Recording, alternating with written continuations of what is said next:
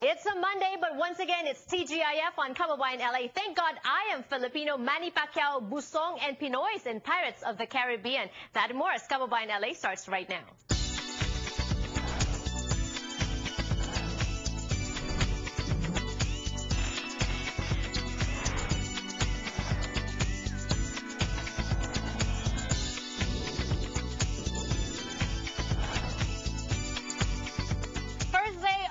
I know it's a Monday, not too many are happy, but we'll give you many reasons to celebrate today on Kababayan LA. We have Manny Pacquiao, we have Busong, a film that's making it to the Cannes Film Festival. We also have Jericho Rosales winning an award from the Newport Beach Film Festival, and Pinoys in Pirates of the Caribbean. That's all today on Kababayan LA. Thank you for joining us. It's a Monday. Let's start off our day with some news from Balita. Pinoy na Pinoy, Weekend Balita.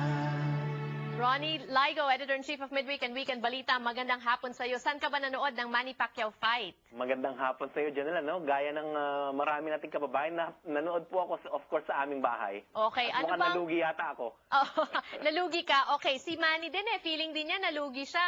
Ano bang ang balita natin na-disappoint si Manny? I actually got to talk to him after the fight. Ronnie, was that the fight that you were expecting?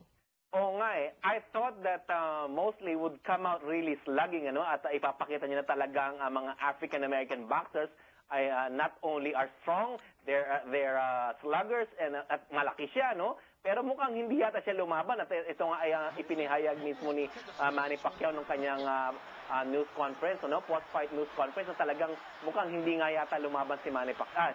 Si Sugar Shane Mosley. A lot of people are saying that Sugar Shane Mosley just came out to survive and just to get the paycheck after. He just made money off the fight. My thing is, I think after the knockdown on the third round, medyo nasample lang tong si Mosley ng lakas ni Manny Pacquiao. Natakot na. Yun na nga, no? Tumakbo na siya ng tumakbo inside the ring, ano? At buti na nga lang gaya na nasabi ko, no? Mukhang nalugi yata si Dallas. Buti na lang nakita ko si Paris Hilton. All right, a lot of people are saying also na sana, actually, in fact, Manny Pacquiao said something about knocking out Sugar Shane Mosley because everyone was expecting, hoping that he would deliver Sugar Shane Mosley his first ever knockout. But here's what Manny had to say after the fight. Anong mas mahirap, pagkanta o pagkalabanin si Mosley?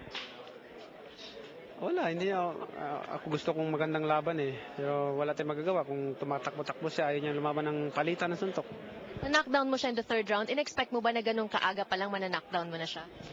Basta lumaban siya ng palitan sa atin, siguro may malaki ang chance na mapabagsak pa natin ulit, makatama tayo ng mga solid punches sa kanya. But since then, after the first knockdown, he's keep running. What's next for you?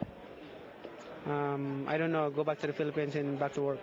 Okay, message mo sa mga fans mo. Manny, I want to thank everybody, to all the fans. Thank you very much for all their support, and I hope you always support me. Thank you. The next fight could be in November, Ronnie, at may tatlong pinagpipilian for this fight. Juan Manuel Marquez, at talagang noon pa gigil na gigil ng makalaban ulit si Manny. Oo, no? Yun na nga rin nasasabihin ko, no? Kasi talaga yatang hindi mangyayari yung Mayweather fight. Of course, it's up to Floyd Mayweather kung gusto niya harapin si Manny Pacquiao.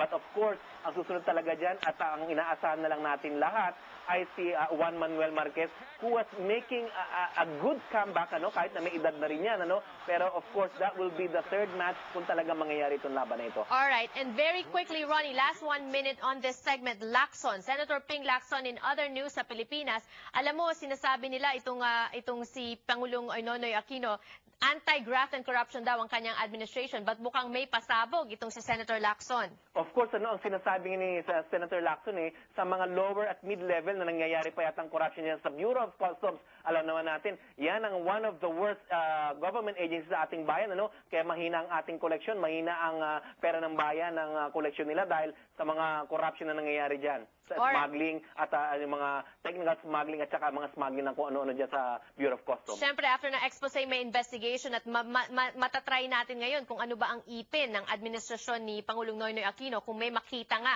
na corruption dyan sa kanyang administration. For now, Ronnie, thank you so much for sharing those stories with us. Maraming salamat po sa inyo, no? At saka, of course, yung aming pahayagan na weekend at midweek balita, San Francisco at San Francisco Balita po. At saka yung aming website, balita.com.